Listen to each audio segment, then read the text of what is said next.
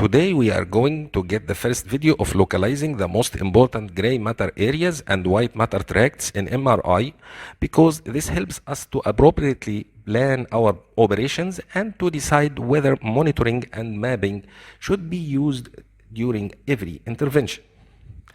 Keep in your mind that any mass lesion will shift the cortical area or the subcortical tract. Therefore, the identification will become much more difficult than in normal anatomy.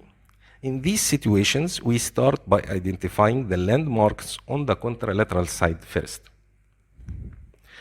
The most important and identifiable cortices include the motor cortex, the sensory cortex, the language and visual cortices.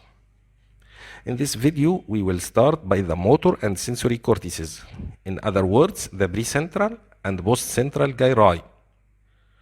We will know how to localize them and see the clinical and surgical applications for this knowledge. The localization of the sensory area requires the localization of the motor area at first. So our aim now is the precentral gyrus. To identify the precentral gyrus, we must identify the central sulcus at first, because the precentral gyrus, which is the motor area, is anterior to it, and the post-central gyrus, which is the sensory cortex, is posterior to it. The central sulcus can be identified more easily in the axial image because we can see most of its length, but also we can identify it in the sagittal imaging as well. It is occasionally referred to the fissure of Rolando, as it was described accurately for the first time by Luigi Rolando, the Italian anatomist, in his text Della struttura dei emisferi cerebrali, or the structure of the cerebral hemisphere.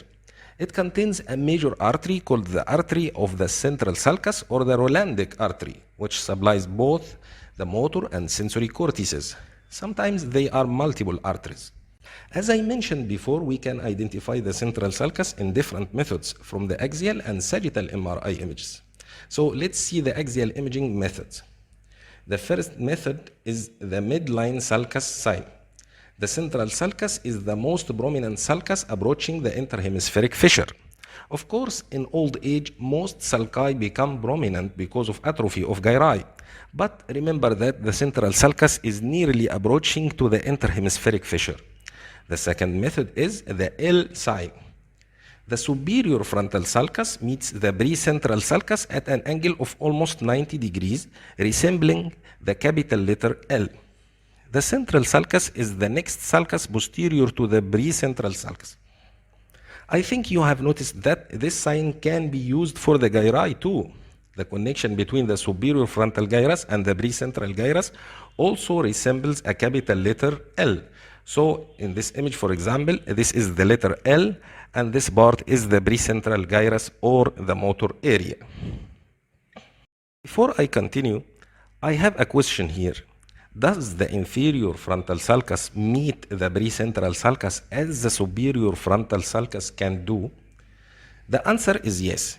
If you remember in a previous video, we have mentioned that the inferior frontal sulcus meets the precentral sulcus at a point projected to the skull surface opposite the Stephanion, which is the point of intersection between the superior temporal line and the coronal suture. By the way, this point of meeting is always anterior to the motor area of the face in almost all human beings. So remember that under the Stephanion there is the face. And remember this mnemonic diagram. Both superior and inferior frontal sulci meet the precentral sulcus, simply making the letter F, which is the first letter of the word frontal. There are some additional signs that can aid in the identification of the precentral gyrus or the motor cortex. One of these signs is the omega sign or the hand knob. It is the part of the precentral gyrus that contains the primary motor neurons of the hand. If you remember, we have seen it in a previous video. I will leave its link in the description. Nevertheless, it's sometimes difficult to distinguish the precentral gyrus from the post-central gyrus using all of the previous signs. Here we can use another distinguishing signs. They are the thickness sign and the bracket sign. The thickness sign means that The anteroposterior diameter of the precentral gyrus is larger than that of the postcentral gyrus. And what is the bracket sign? Look to this mid-sagittal section. This is the cingulate sulcus. The pars marginalis of the cingulate sulcus goes upward to the surface of the parietal lobe, separating the paracentral lobule from the precuneus. In axial MRI, it forms a characteristic anteriorly opened bracket at the medial surface. It marks the posteromedial border of the postcentral gyrus. The next sulcus anterior to it is the central sulcus. Now we have finished the methods of identification in axial imaging views. Let's see the methods of identification in the sagittal imaging views. We have 3 methods. Don't worry, all of them are easy and helpful. Method number 1, the U sign. At first, remember that the pre and postcentral gyri are not separated. They are fused both superiorly in the interhemispheric fissure by the paracentral lobule and infused inferiorly, close to the sylvian fissure. They form an ellipse which is excavated by the central sulcus. This means that the central sulcus does not intersect the sylvian fissure. This occurs in only 2% of people. Inferiorly, there is a gyrus connecting the precentral and the postcentral gyrus, which is called the subcentral gyrus, which takes the U shape. The U sign is the horizontal subcentral gyrus connecting both lower ends of the vertical precentral and postcentral gyri. Method number 2.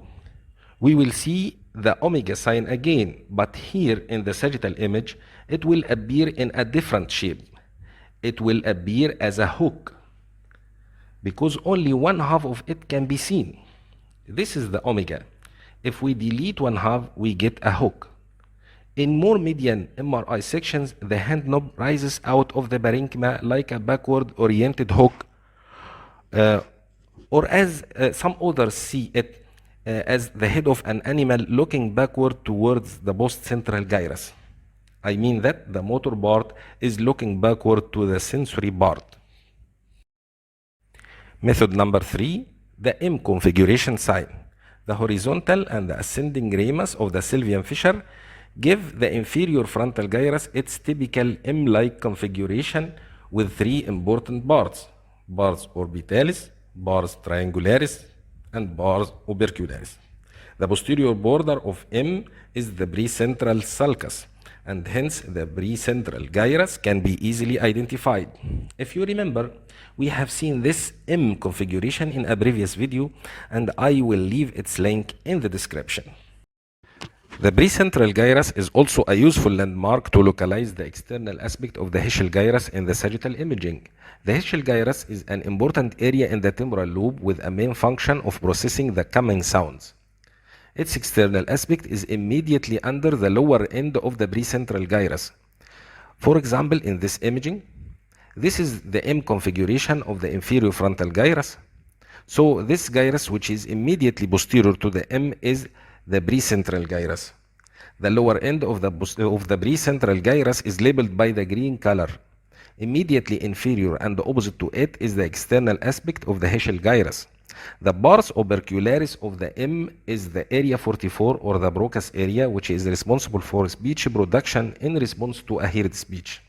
So it is logic to be directly connected to the precentral gyrus, which is responsible for the implementation of this produced speech by moving the muscles of the tongue, mandible, etc. And it is also logic to be bounded inferiorly by the Heschel gyrus, which processes the heard speech. Also, it is connected to the Wernicke area in the superior temporal gyrus through the arcuate fasciculus, as we will see in the next videos of the neurosurgical anatomy.